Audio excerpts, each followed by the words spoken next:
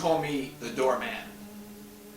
And this is my, let's say, gated community. And I want to share with you the stories of how some of our, let's say, guests ended up here. This evening is the case of missing teen Paige Doherty.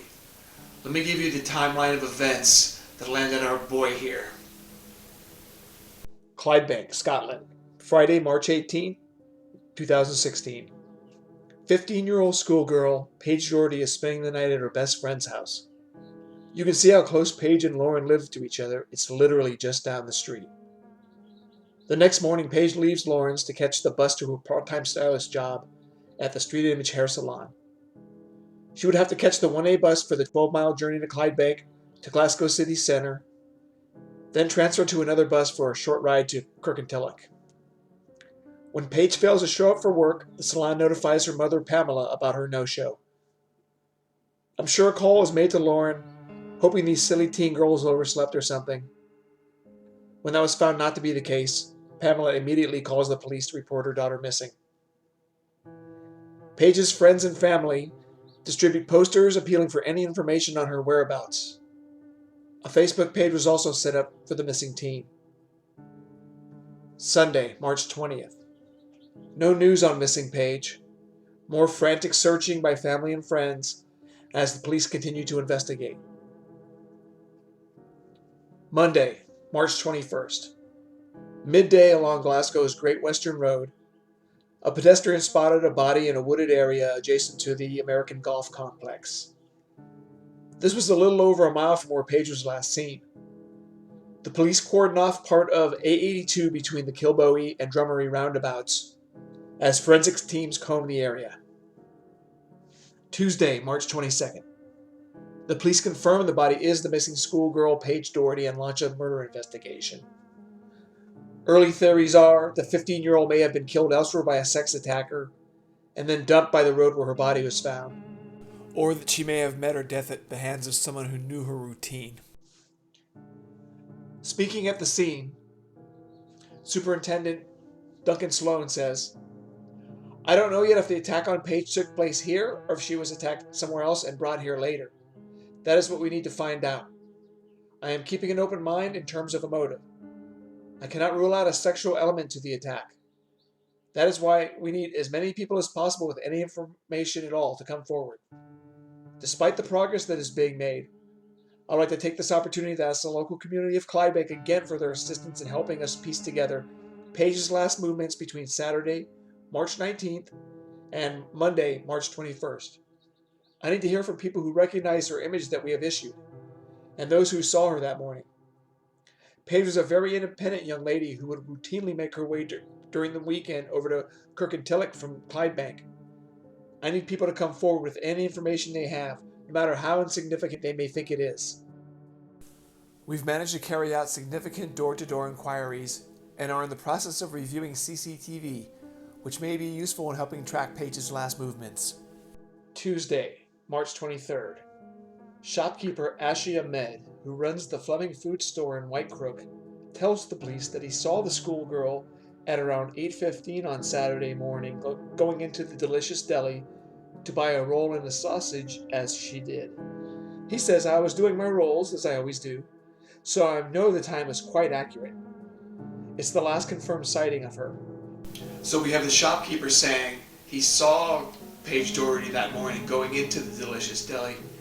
And who doesn't love their CCTV more than the UK? Yeah, I don't know.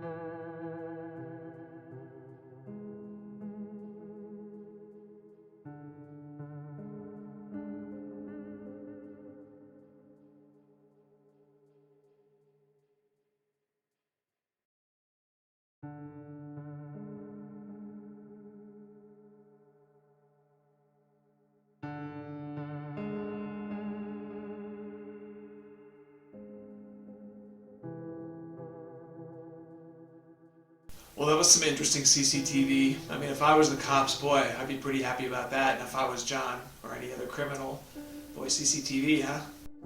Forensic officers cordon off the Delicious Deli where Paige was last seen entering. Police then tape off a nearby street in Clydebank and begin searching cars and a house. About 8:45, a small white forensic tent was erected outside of the deli. At the same time, officers were focusing on a property less than 500 yards away. Inside the deli, the police take crime scene photos and mark out areas of interest. Looks like a large area on the floor. Also look at arrows are pointing to some blood spots on the wall. Looks like our boy wasn't a very tidy shopkeeper. Wednesday, March 24th. The police reveal that Delicious Deli owner John Leatham has been arrested in connection with Paige's death. Here's our boy and the deli in happier times.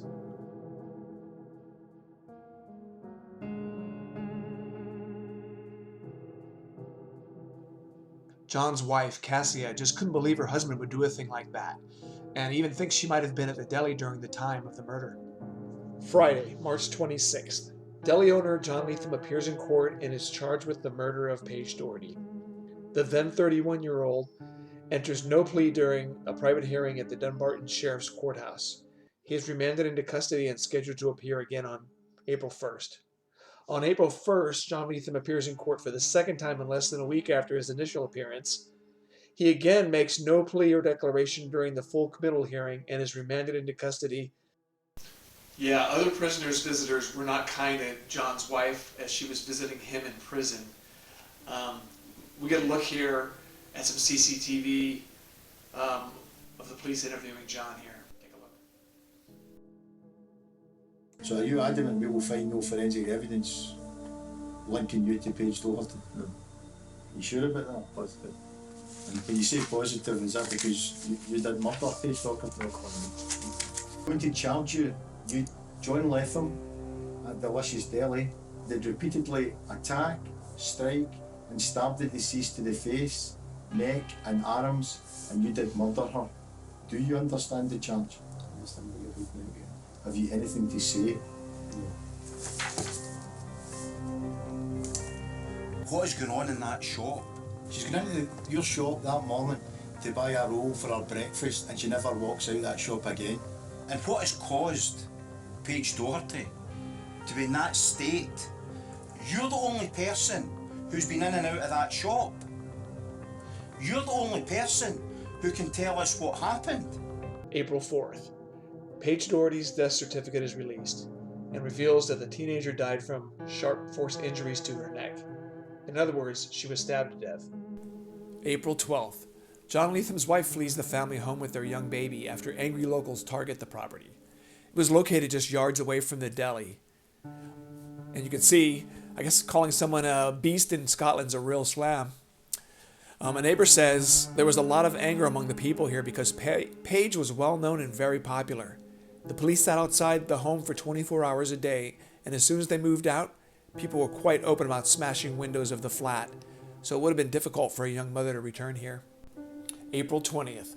Paige's funeral is today.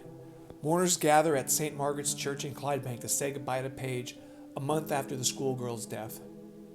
2 white horses and a carriage take Paige to the chapel ahead of her funeral. A procession of around 300 family, friends, and well-wishers follow. The horses wear bright plumes and a pink floral star is placed on top of the carriage.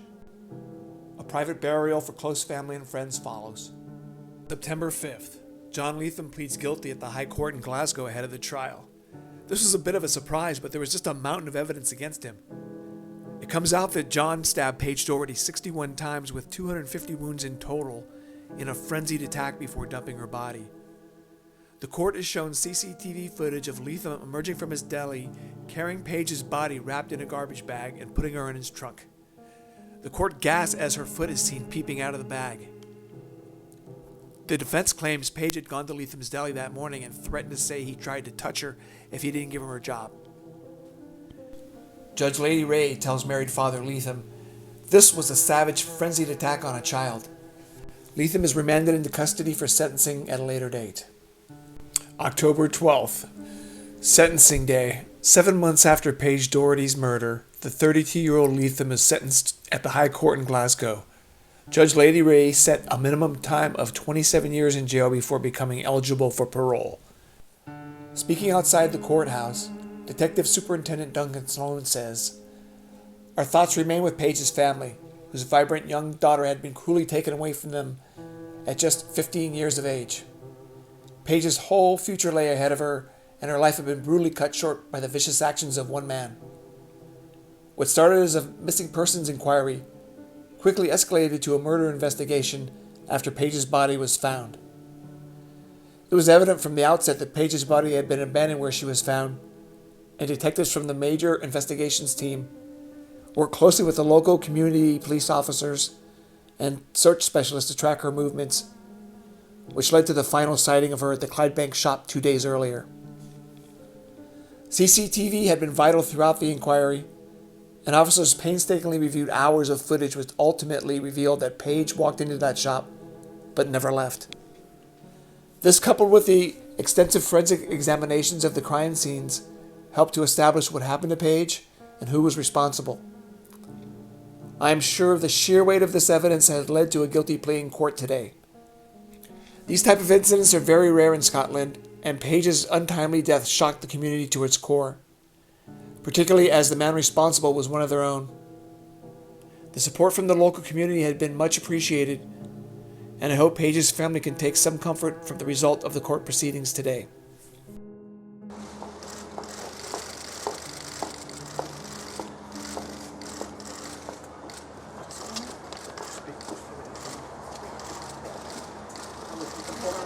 Today we see a monster put behind bars for the unthinkable brutal crime he committed against our daughter Paige.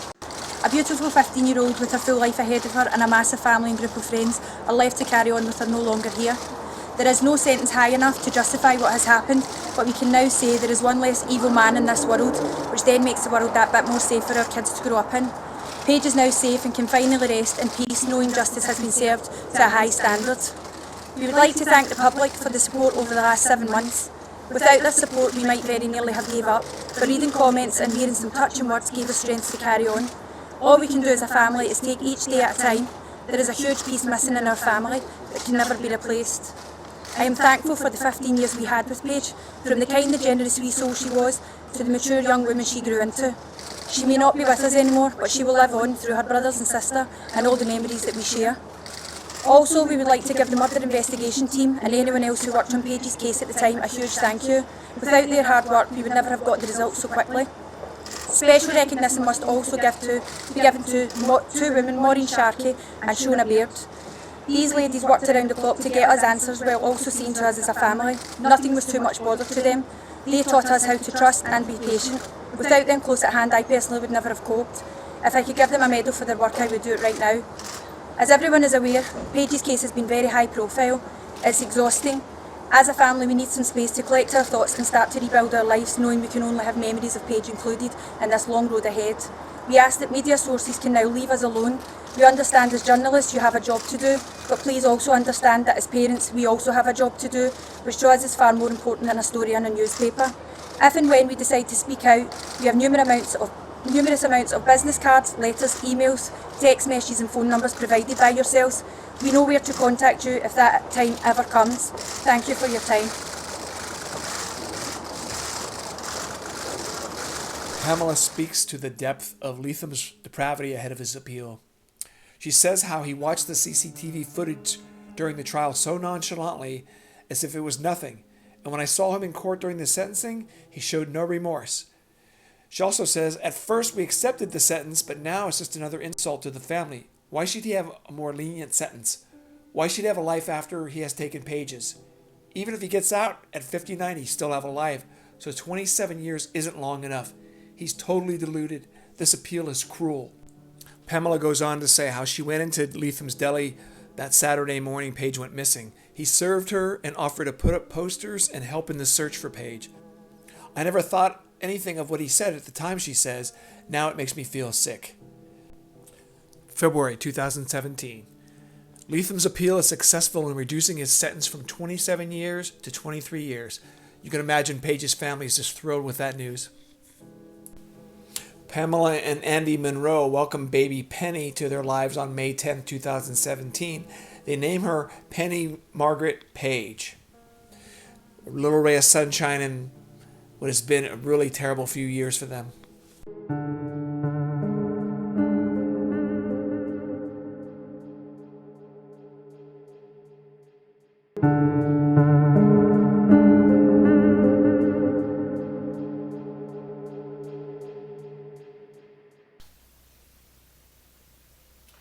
In November 2016, John Lethem was transferred from Low Moss to Dumfries Prison when a plot to kill him was uncovered. In February of 2017, John Lethem was beaten black and blue when another prisoner had found out about his murder and told John he wasn't some little girl he could terrorize. Another prisoner had also said that John was a dead man walking the day he got here. So thanks for tuning in. We'll see you on Visitors Day. I am the doorman, and don't let me catch you in my gated community.